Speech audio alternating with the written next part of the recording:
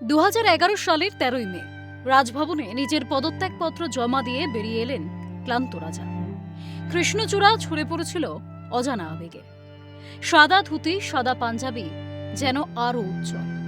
রাস্তার ধারে যারা দাঁড়িয়েছিলেন গায়ে সবুজ আবির। একটি অজানা সম্ভ্রমে রাস্তা ছেড়ে দিয়েছিলেন সেদিন। আর কোনোদিন রাজা মহাকারণে পা রাখেননি। প্রায় একই ছবি হতে পারত, একই ফ্রেমে ধরা পড়তে পারত ঐতিহ্য, কিন্তু তার হলো কই। 2026 সালের 4 মে গেরুয়া সুনামি এলো বাংলা জুড়ে। জনাদেশ বুঝিয়ে দিল বাংলা আবার পরিবর্তন প্রসব করেছে।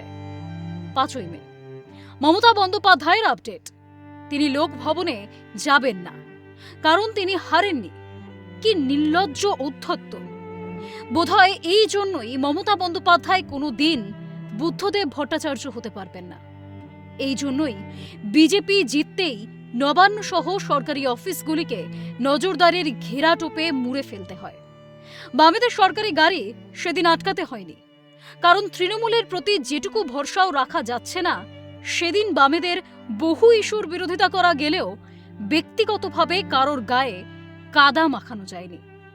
আর আজকে ফল প্রকাশের দিনে ঘাসফুলের নেতা মন্ত্রীদের গায়ে থুতু পড়েছে, গায়ে কাদা ছেটানো হচ্ছে। চিরদিন কাহারও সমান নাহি যায়।